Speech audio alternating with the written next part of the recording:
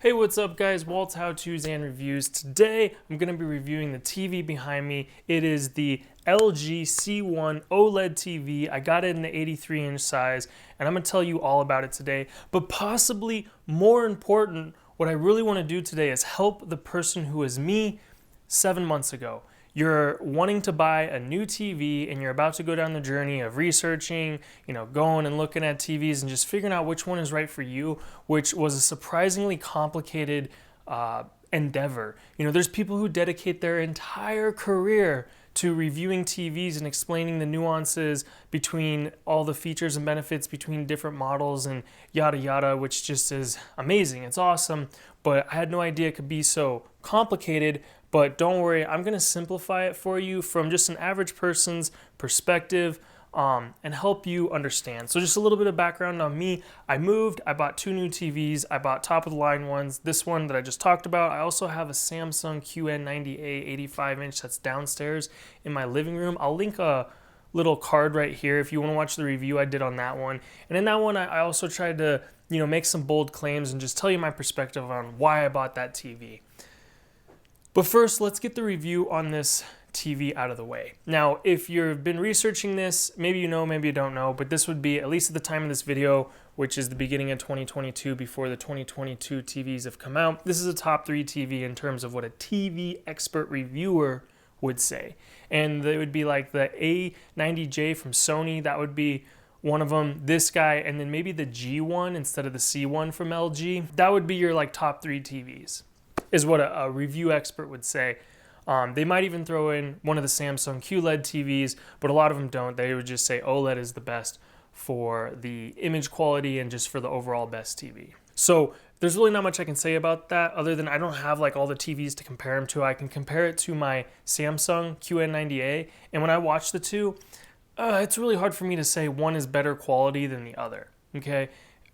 It's just, I don't have that keen eye. Now, if I watch a scene and then I run upstairs and I watch this one, run back downstairs and I watch it again, I can't tell the difference. But if I record both of them on my camera and then throw them on my computer screen and look at them side by side, then I can tell a little bit differences. But my memory, my mind's not good enough to pick up on that.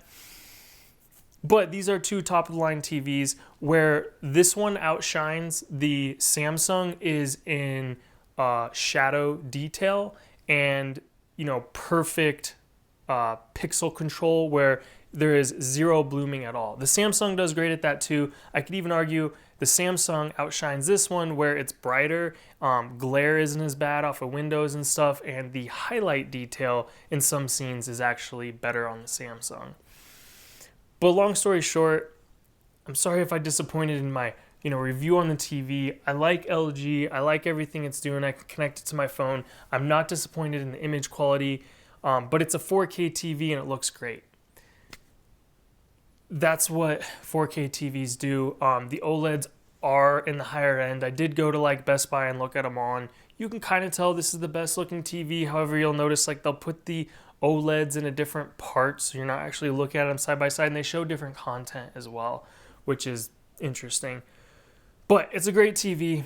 Sorry that my review isn't the best, but I think what I could be more helpful and relatable to is this next piece here, which is going to be kind of like my buyer's guide to somebody who is about to buy a TV. And I think this will be relevant for a while, because I realize this TV was 2021's model, so it probably won't be the top of the line TV, for a couple of years. All right, so to help you with your buying experience and research, let's simplify this. And I think this is the order I would go in. Maybe I'm wrong, but I think this is helpful for the masses, for most people. You're going to look at brightness, then you're going to look at size, then last you're going to look at image quality, which kind of is the reverse of what I feel like most of the time, the vibe you get when you're watching and researching, at least on YouTube and stuff, on what's the best TV. So let me kind of illustrate why I think it is smart to flip it on its head, and then I'll let you decide, if this is helpful or not. But check this situation out. This is just fascinating to me. If you go into a store like Best Buy or Costco and they display the TVs, I think we can agree that their intention, what they want to do, is sell as many TVs as possible. With that being said, I would think that they would set the TVs up and have the image quality shown the best possible. But what's ironic is if you ask a TV review expert what settings is best for a TV, they're going to tell you different settings than what those stores put on. And they're going to say this is the best TV settings. So it just makes you stop and wonder, like, why on earth would these stores not display the TVs with the best picture settings possible if they want to sell the most TVs? And I believe the reason for that is that the general public, most people on average, value different picture settings than what the experts do, which opens up a whole can of worms on like what is, image quality, this and that. But my point is, that's why it's like, I don't think you should focus on the image quality right off the bat. If you're talking image quality, the difference between 1080p and 4K, okay, yes, 4K is good. But that's it. Like, as long as it's 4K, you're doing pretty good there. Then the little differences don't become that big. Even when you go up to 8K, it's not that big of a difference between 4K.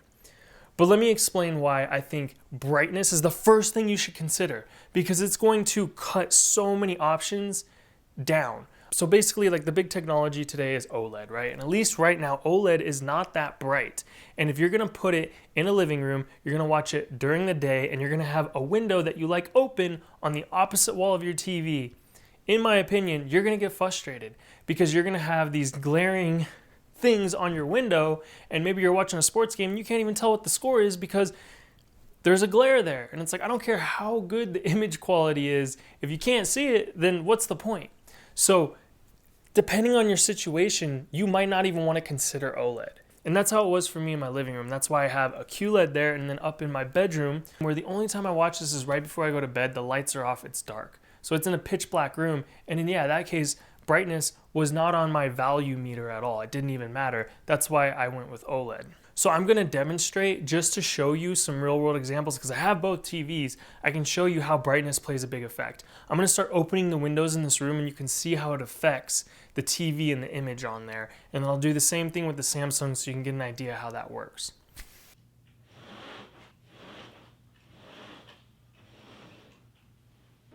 And now you can see right there?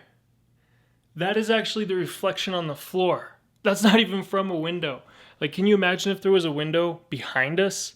And you can see what that does to the image. Like, that's gonna be there now while you're trying to watch TV. Like, if you're watching TV and you're sitting here, you can just see the reflections. And it makes watching TV difficult. So now let's go see what this looks like on the Samsung.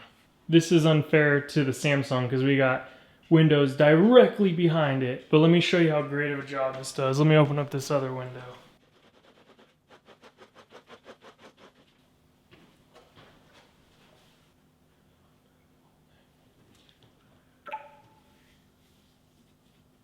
When I count to 3, run with me. I mean, look at how good of a job it does. 3, run.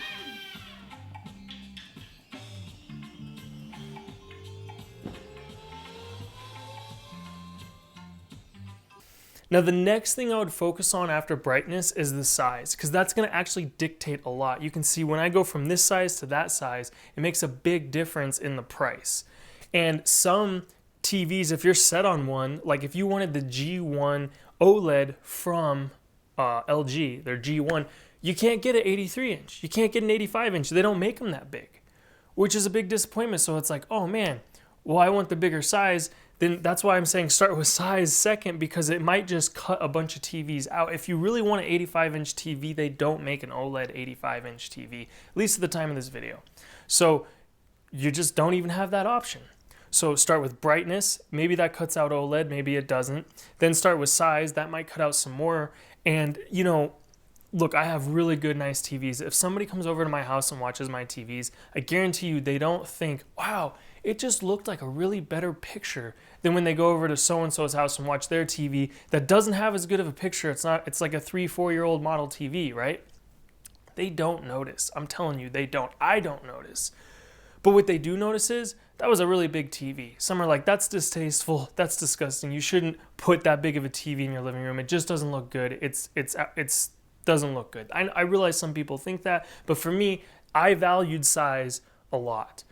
And that's why I wanted to get the biggest TVs, and it really did affect the choices I had and what TVs I picked. you know, if I wanted the A90J, which is Sony's OLED, which is basically the same panel as this, but different software, and they have a heat sink on it that allows it to get a little bit brighter. Again, brightness is a big thing. And that was, at the time when I bought this, it was $3,000 more.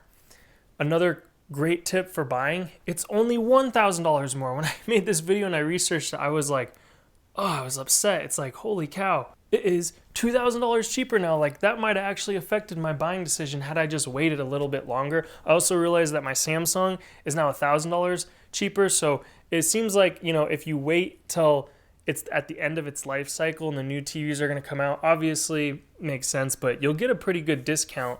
But obviously I didn't want to sit around with no TV for a while, so it was still worth it. But the point is, size made a big difference for me. Like, if I wanted to get the Sony one, which is just maybe incrementally better, and again, that's an opinion, some reviewers will say this one's better, I'd have to pay $3,000. And Sony could justify paying that $3,000 because it's just a little bit brighter. So they obviously value brighter. I guess they also would claim their software is better to give better, you know, image quality in terms of like color accuracy and this and that. But again, I don't think I would have even picked up on that.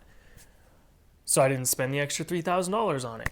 Because for me and my specific individual mindset, I valued things differently than how you will value them. But if you focus on those three things, image quality, size, and brightness, it'll help you understand what do you value relative to price, and hopefully make a decision a little bit easier, because you could spend months researching this. Like I said, people make careers out of this. Okay, so if I was going to redo the whole buying experience with a TV, I would start with, okay, how bright do I want the TV? Because no matter what technology it is, if the brighter it gets, the more it costs. So kind of understanding that aspect, and then think about, okay, what size TV do I want? And then how much do I care about the image quality? How much more am I willing to pay for image quality? And can I even tell the difference in the image quality? You know, is it worth it for me to pay double the amount for a little bit image quality betterness for a TV I'm going to put, like, I don't know, in the gym while I'm running on the treadmill? Like, do I care that much about it? And everybody's got a different value system in their head, and how, you know, that extra X amount of dollars, how much they value that. All right, so I played some B-roll footage of, you know, the TVs in the background. I hope that helps you out. I have those two TVs. They'll probably be obsolete here in like 4 months. So I wanted to get a video out on this TV. I mean, I am really happy with it. It does look great when I lay in bed and I watch TV at night, especially like, you know, a show that's showing nature, like, you know, an outside scene. I'm just like, man, it looks really, really, really, really, really good. And it does on the Samsung one too. I can see a little bit more shadow detail on here, especially when I watch them side by side on my computer. But when it comes to beating out glare and highlights, I mean, the Samsung is so bright and it looks awesome. So I wouldn't overthink about it too much if you're considering those two TVs. It really, in my opinion, just comes down to, is it going in a bright room or a dark room, and when are you going to watch it? And if you don't want to spend an outrageous amount of money for a TV, I think just make sure it's 4K, go big, and go check it out in a store and just make sure it doesn't have anything weird with it. It looks pretty good. You know, at first I did look at an 86-inch LG, and I could tell the image quality wasn't as good. It just looked dull. Even next to just a regular LED next to it, I could see like it looked dull. It was not that bright. The colors were not that good, even though it is an LED TV. And I'm like, I guess I don't want 1 extra inch and give up that much image quality. All right, so yeah, if you're buying a TV, figure out how bright do I need it to be, what size are you looking at, and then you gotta go into the stores and look at it with your own eyes. See the image quality difference with your own eyes in real life, not on a computer screen or on your phone watching some YouTube video. You gotta see it in real life, and that's really gonna put things into perspective and make you realize, like, do I wanna pay X amount more for that image quality that I don't even think looks better, or that I can't even tell, or that I can see it is a little bit better, but it's like, I mean, I could buy a lot of things with that extra money. Do I really want to spend it on this TV that might even be obsolete in 3 years? All right, guys. I appreciate you watching. Like, comment, subscribe, all that good stuff, and I'll see you in the next one.